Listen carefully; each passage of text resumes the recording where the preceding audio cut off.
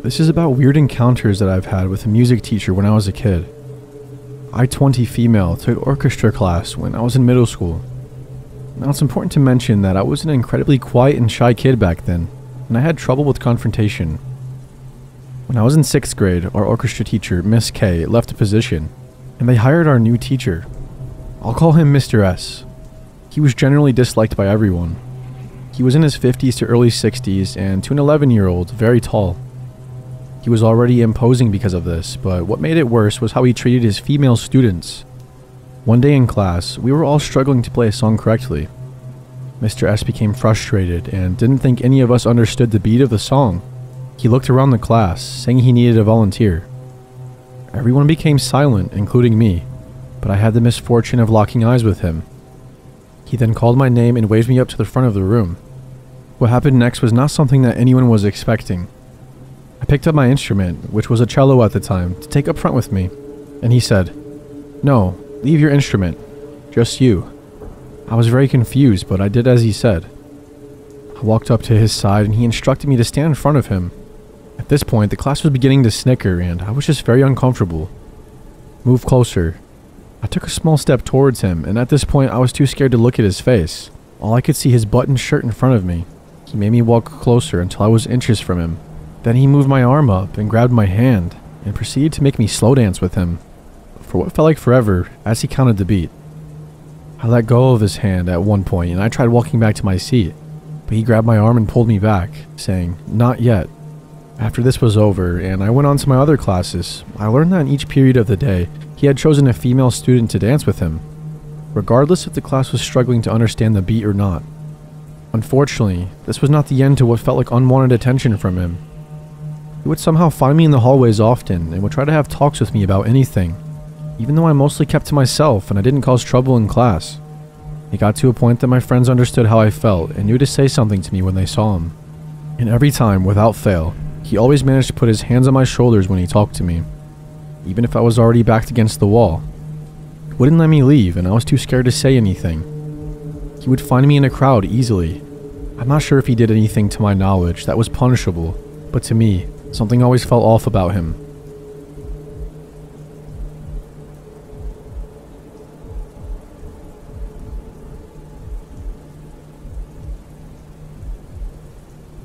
So when I was in my first year in high school, I had a teacher whose name was Dr. Johansson. He used to teach my civics class. He was a special fella, not like the other teachers. In the school I attended, teachers were often not close to students in a social way. They were simply there to teach and that only. Dr. Johansson liked to keep contact with students, and so he decided it would be a lot easier to do so if he had a Facebook account. He started adding people on Facebook from our school and eventually started talking to them. He often posted weird stuff on his wall and commented weird things. For example, one time he posted the song Straight Outta Compton and wrote, "All they say is the N-word. I don't get it." Of course, some students commented and asked why he had used the N-word so freely. He removed the post and apologized, blamed it on being drunk, and that was it. Totally uncalled for. He started talking to students though, mostly boys, and he managed to find some students' numbers and even started sending them texts randomly. He would send stuff like, "Do you need help with the homework? You can come over to my place and I could help you out over a glass of wine."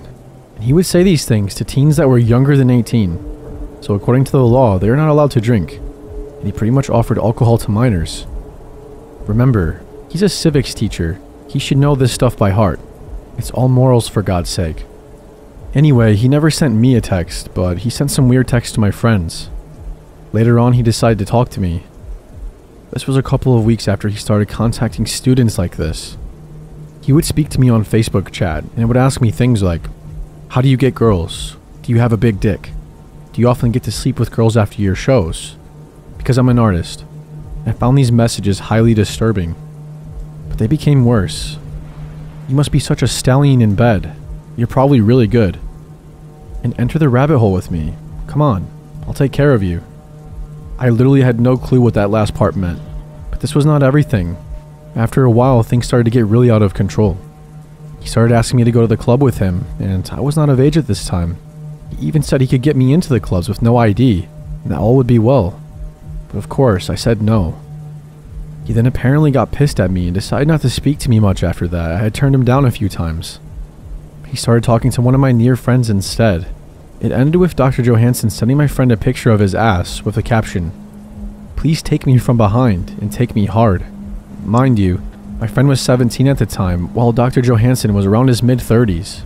He was taken to court and he got his little sentence. He was to do community service for a while, then he was to pay my friend some fine, but that was it. He even still works at a school today and is totally accepted, and I find that very wrong. A man like that should not be able to get into that line of work again. Things could have gotten much worse than this. By the way, I live in Sweden, so the age of going to the club is 18, while the age of buying alcohol from a liquor store is 21. I know, weird laws, but that was my story. I try to keep it as brief as I possibly could.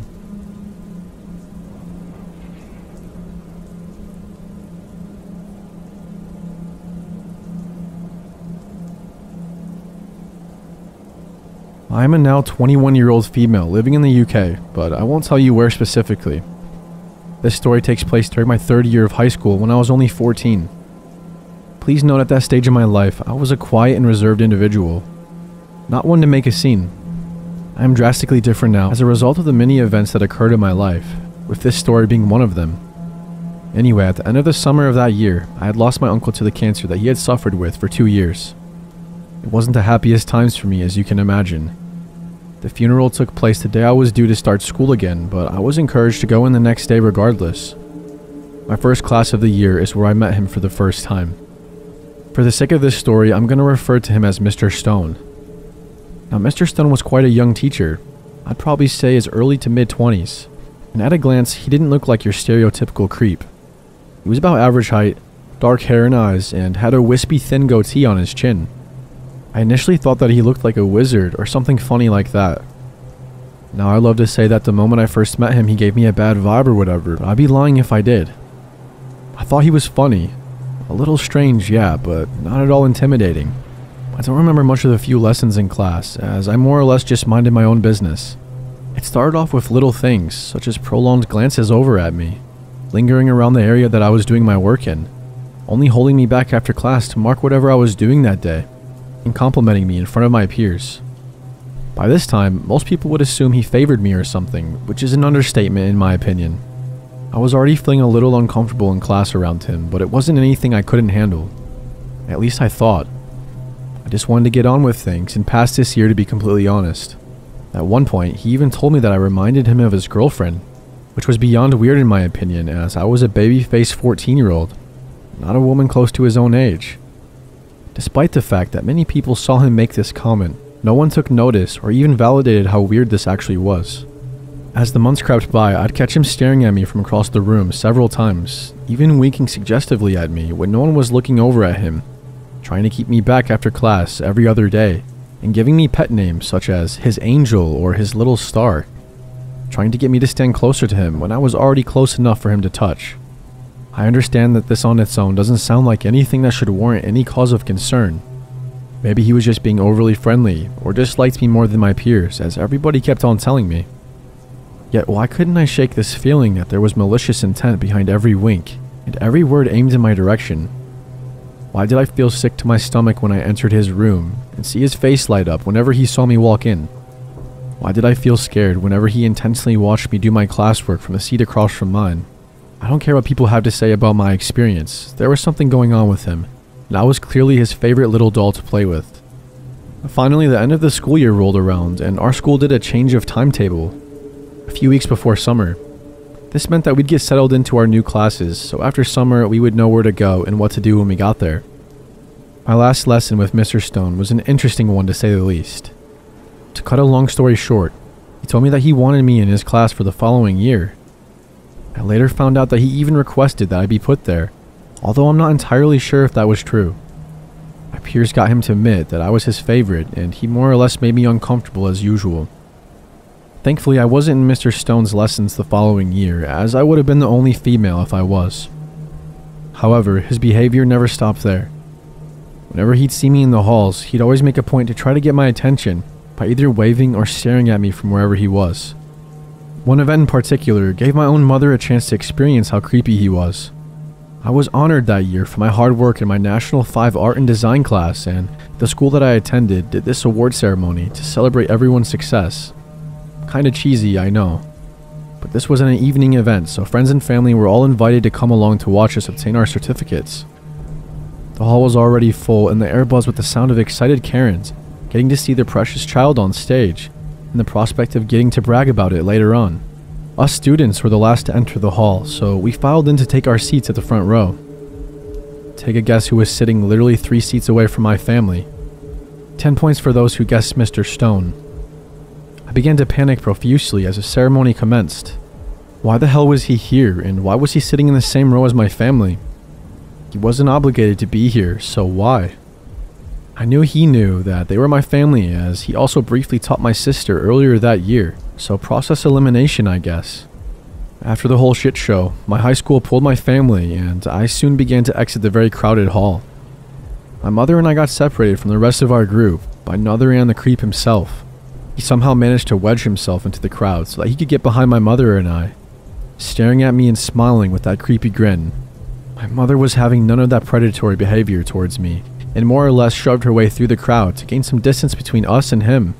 However, when I looked back, he was still grinning at me like a Cheshire cat, but was now frantically waving his arms about to try and catch my attention. Despite seeing this, my mother insisted that I was creepy, but I should just ignore him moving forward.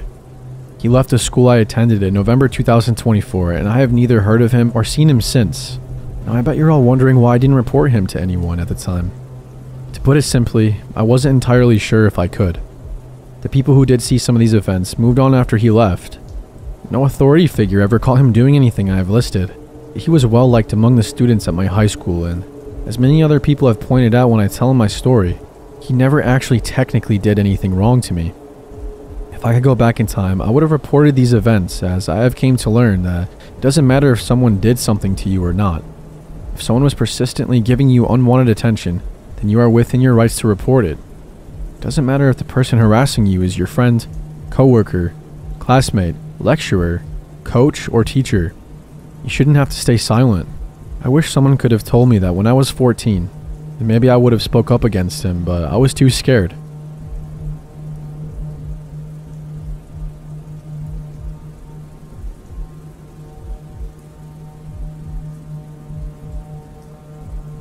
So when I was 7 years old, I was in kindergarten.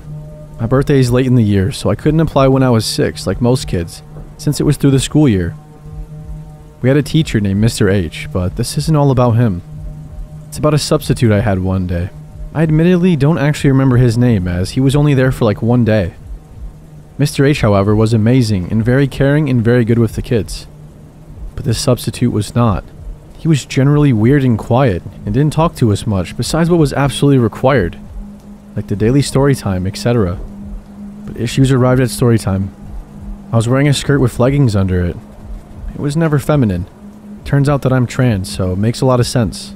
So I didn't cross my legs like a lady, so to speak, like my parents taught me, but hey, I was 7. So after story time, we had time that was like a free period. Some kids painted, some just walked, some napped or ate snacks. I was an avid reader, so I was reading like usual, sitting in the reading corner. The substitute was sitting there too. Nobody else was in the corner. The substitute turns to me and says very bluntly, "Are you wearing underwear? Because it doesn't look like you are." Keep in mind, I don't have my legs widespread, just not crossed. And I had leggings under my skirt. Also, for the record, I was wearing underwear. At the time, I was being abused sexually at home, so I honestly didn't think much of it. That sort of stuff was normal to me at the time, but I was still a little put off. I decided to read somewhere else, and I got up to move to the other side of the classroom. The substitute followed me. Throughout the entire block, the substitute followed me around the classroom, keeping his eyes on me as I did my various kid stuff, like playing with the sand table and painted and read. Every time we were doing anything complicated, like basic addition or spelling, he'd be hovering over me even though I didn't need help. He was also very touchy and was constantly touching my shoulder, running his fingers through my hair among other things. He never directly touched me inappropriately, but I was always uncomfortable with being touched at all due to the abuse at home. I ended up going home unscathed, and honestly, I didn't even tell my parents. I didn't even realize it was that weird until years later, when I was about 11 and coping with the rest of my trauma, that I realized That was really, really wrong. So creepy kindergarten substitute teacher, I hope somebody braver than I caught you and you got what you deserve.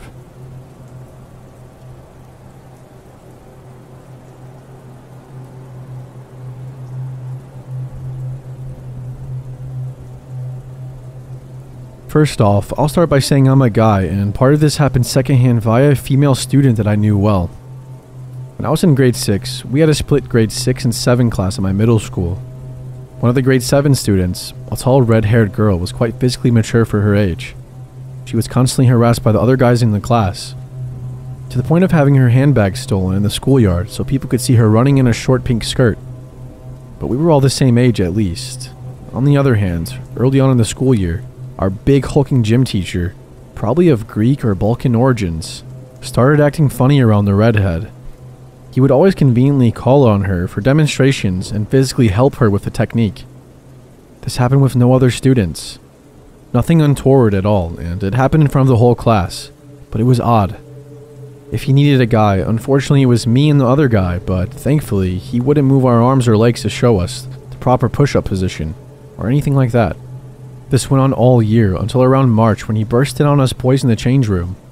We all looked pissed off, but there was nothing we can do. He has some BS pretext, and says that somebody took something, and that he'd find the thief if I recall correctly. After he leaves, we all start singing, Mr. Forgot how many letters is a perv. Mr. Blank is a perv. Students could probably hear it all the way through the cafeteria, which was right behind. The gym teacher, who could certainly hear from his office, storms back in and says, "Stop that right now or I'm getting the principal." We actually stop more or less, except a few mutters, but a few minutes later, he stares at each and every one of us and starts shouting us down. "Which one of you is the thief? I'll have you expelled. And you're all protecting him, and you're spreading rumors about me. Any more of this, and you're all coming to the principal's office. I mean it." Yeah, maybe it was okay for Mr. Blank to enter the male change room, but we all thought he was creepy. Especially those of us who had the hots for the redhead. Maybe we're just being paranoid. 2 days later, I get pulled aside, literally.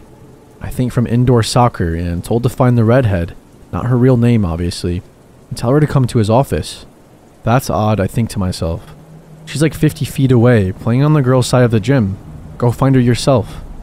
Like I said, this guy is creepy as hell. Nevertheless, I can't do anything though, so I go to tell her that he wants to see her in his office.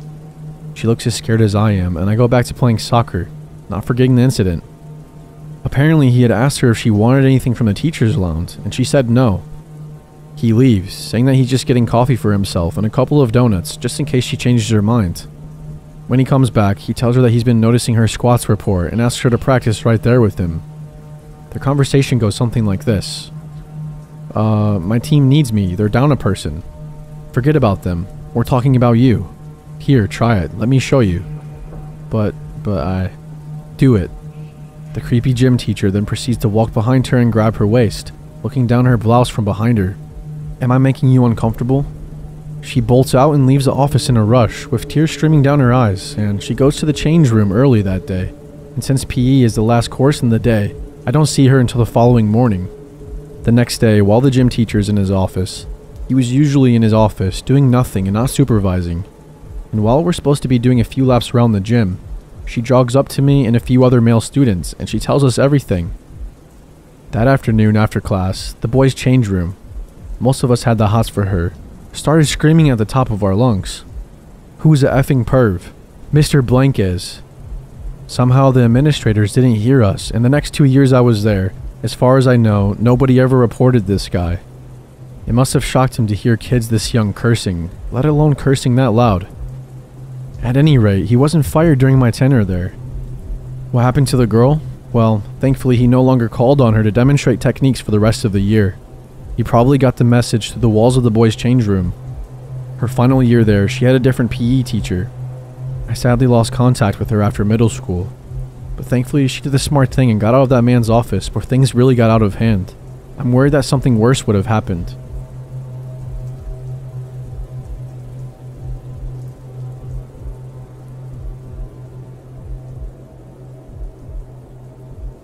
I moved to Loveland, Colorado with my family when I was about 9 years old. Loveland is not a big city, but it's not a small town either. We lived in a nice house just on the outskirts of town, so my little sister and I attended Big Thompson Elementary School since it was nearby. It'd be fair to say that all the students at Big T lived out in the boonies and were what you might consider to be more the country type of kids. When I was in 5th grade, my class couldn't have been more than 35 kids in it, and we were split into 2 classes, so our teachers' jobs were more manageable. To add some more information, it was probably 2002 or 2003 when I was in 5th grade, and I'm a girl, which will be relevant later. Big T had 2 playgrounds, upper and lower. The lower or main playground is visible from Country Road 27 and has your standard jungle gym equipment, most of which is pretty old. The upper playground is mostly dirt and pea gravel. When it was nice outside, which it usually is in northern Colorado, we'd oftentimes have our gym classes there, so we had lots of room to run, play kickball, or to trip and fall and get sand and small rocks embedded into our skin. I still have scars on my knees. Now that you know Big T, here's my story.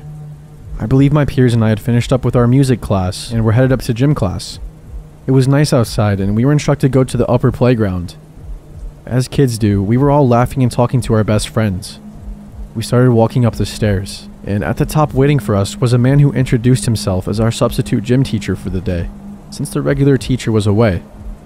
Do you guys ever get feelings about people, like good or bad?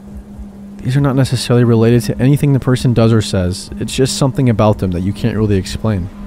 You feel like you know them on some deeper level for some reason. My mom is usually really spot on with her feelings, especially the negative ones. She's always warned me about someone I shouldn't hang out with because of a bad feeling.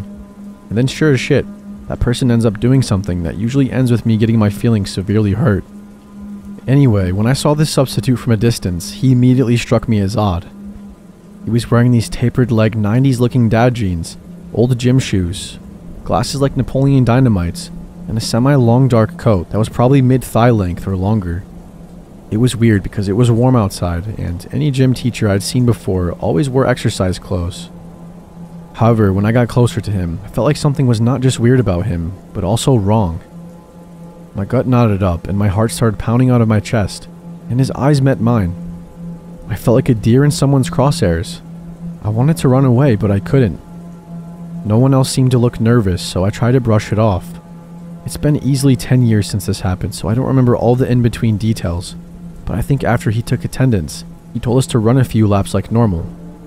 Once we started jogging, I began to feel better the further I was away from him.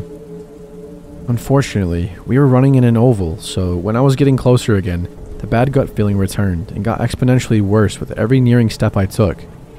This continued the entire time we were running. I don't really remember what we were doing in class that day. I think everyone was doing different things in their own little groups.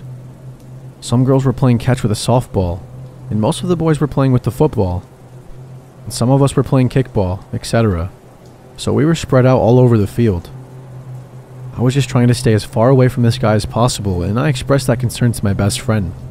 Of course, though, she just had to go to the bathroom and required my company and forced me to go ask the sub with her. I was terrified as we were approaching this guy, and he looked excited that we were coming up to him. My friend didn't seem to feel what I was feeling, so she didn't understand. The sub started talking to my friend a bit, but I wouldn't talk to him. As we were standing by him, several times, he took a small leap towards me, with his creepy smile and his hand in his coat pocket. I would step back every time, because the hell if I'm going to be within an arm's length of someone who's giving me such an awful feeling.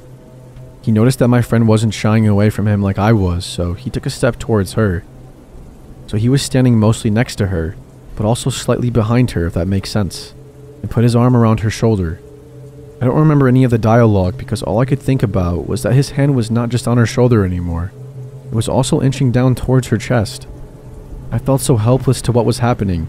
I felt like all I could do was watch in mute horror as this man tried to fondle my best friend. She and I made eye contact, and my fear was mirrored perfectly on her face. Her eyes were welling up, and she said something about going to the bathroom now. We walked off into the far corner of the basketball court, and the sub didn't notice. She started crying, and between sobs, I was able to gather that she felt something hard when he was standing kind of behind her. I tried to comfort her, but I was completely clueless. We were watching him walk towards another one of our classmates who was playing softball with her friends. I guess they'd accidentally thrown the ball over the back fence. She was asking him if she could go retrieve it. He put his arm around her, but still had the other hand in his pocket.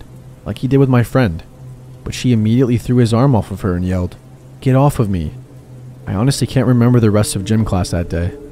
My friend and I were hiding by the trees and bushes in the corner of the basketball court until the bell rang. I do remember that right before class started, one of my peers, with whom I normally didn't speak, approached my best friend and me and asked if the sub did anything to us. She nodded yes, and the girl brought us over to the main group of girls. All of us, all the girls in 5th grade, started talking about what to do. We felt comfortable with the female teacher and felt like we could trust her. So those of us who were in the male teacher's class asked to go over to Mrs. Teacher's room because we needed to tell her something personal. We all told her what happened, and the few of us that hadn't been touched just confirmed what we saw. She said that she'd take care of it for us. When I got home, I found my dad and told him that we had a creepy teacher, and I relayed some of what I saw. I guess I started off the wrong way because he immediately turned pale and yelled at me to tell him if the man touched me. I said no, and he said, "Oh, thank God. I really didn't want to go to jail right now." I didn't really understand how protective a man is of his daughter until I was well into my teens, and my dad described in great detail what he would do to any man or a boy who abused me in any way. Looking back, I know for a fact that if my answer had been yes, my dad would have grabbed that .45 off the top of the fridge, loaded rounds into it, and hunted that sub-teacher down. At that moment, consequences be damned. A while later, maybe weeks or months, my parents approached me and asked if I wanted to testify in court against the sub. They said I didn't need to since they had a lot of other witnesses and victims, but that I could if I wanted to and that it wouldn't hurt. I think he fondled some of the girls in the 4th grade too, but I could be wrong. I said no because I was too afraid of seeing him again, even though he didn't physically touch me. I regret that sometimes, but he got a pretty harsh sentence and is probably going to die in prison. Again, I could be wrong because this was 10 years ago, but I believe that he had previously been charged with some creepy pedophile shit, and the school didn't do a background check on him before letting him be a sub. I don't know if any lawsuits ensued. Maybe I'm making things up. I barely remember, but my parents said I was afraid to leave the house because I thought I would see him and that he would hurt me for telling on him. Something like that.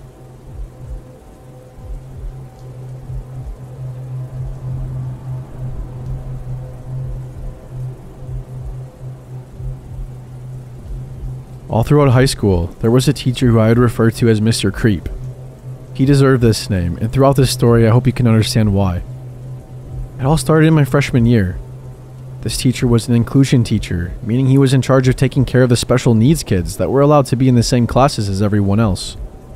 Mr. Creep always seemed alone, and I always felt bad for him, so one day, I complimented him on his haircut. I always regretted doing this because ever since, he was always in the same place as me. Later in my freshman year, I had broken my toe at a haunted house.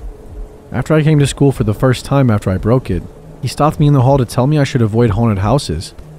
I just laughed it off, but later, it hit me that it was really odd that he knew how I broke my toe, because I hadn't actually told anyone at school. The next school year, he would always sit with me at my lunch table until my friends showed up. That same year, he was running up the stairs and accidentally tripped, which I just happened to see. He seemed fine until he noticed I was one of the students who saw. He started crying, and later that day he sat with me at lunch, apologizing that he never wanted to embarrass himself like that in front of me.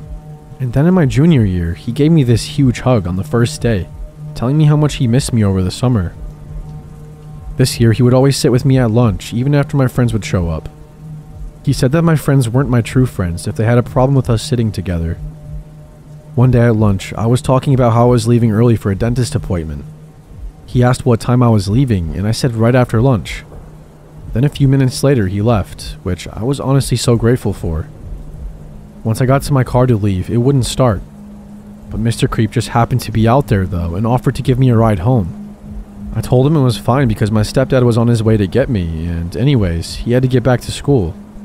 He just told me it wouldn't take any time for him to take me home since my house was just down the road. That's when I got really freaked out because he knew where I lived. But luckily, my stepdad showed up just in time. Mr. Creep even actually introduced himself to my stepdad, saying it was nice to finally meet the man who raised such a beautiful girl. My senior year, I ended up going to a different school, and I got a new job as a delivery driver. About a week into the job, there was a special note on the bottom of the delivery saying, "Bring to back door, and you can just walk in." which wasn't too odd to me because sometimes that's a common note on delivery for elderly people who can't make it to the door. So I made it to delivery and went inside, but it was no other than Mr. Creep. When I walked in, he went in for a kiss, telling me how much he missed me. I was so terrified, not only because this was my creepy stalking teacher, but he had also just kissed me. He told me how upset he was to not hear from me on our 2-year anniversary, but he said he understood because it's hard to keep in touch after being at a different school. He asked me to quit my job and just stay with him for the rest of the day, so we could celebrate our anniversary the proper way. Luckily, my boss called yelling at me for taking so long on my delivery. So I told Mr. Creep that I had to go quit my job in person so I wouldn't get in trouble for keeping the money from this delivery. Then I would come right back. He was so happy and said that he was excited to see me putting more effort into our relationship. So I quit my job and then I went straight home and told my parents everything. I also haven't heard from Mr. Creep ever since.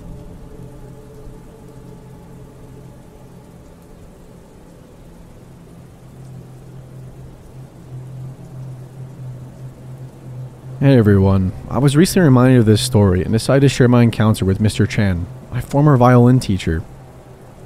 I was about maybe 5 years old when my parents decided to follow the typical Chinese stereotype of pushing me to play an instrument. Not just any instrument though, it had to be the piano or violin. I decided on violin mainly because every other girl in my family already had piano lessons, so I wanted to be a bit different.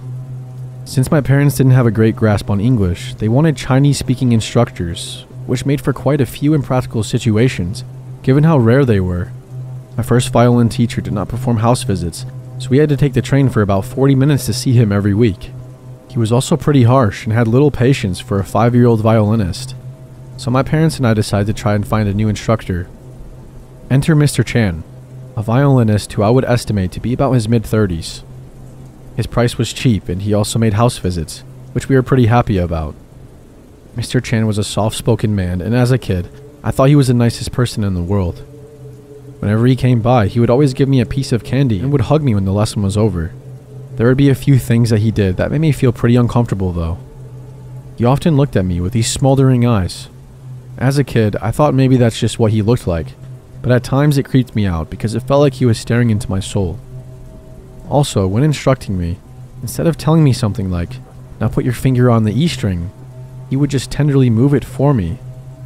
If there was any opportunity for him to touch me, he would always do it, moving my fingers and adjusting my arms and head for posture. All of the things I had brushed off mainly because I was a kid who didn't really know any better. After all, he was a great violin teacher, and I legitimately learned a lot from him. One day, Mr. Chan stopped coming to lessons, and we had to get a new teacher. I cried and threw a huge tantrum because I thought he was the nicest guy ever, and I missed the candy.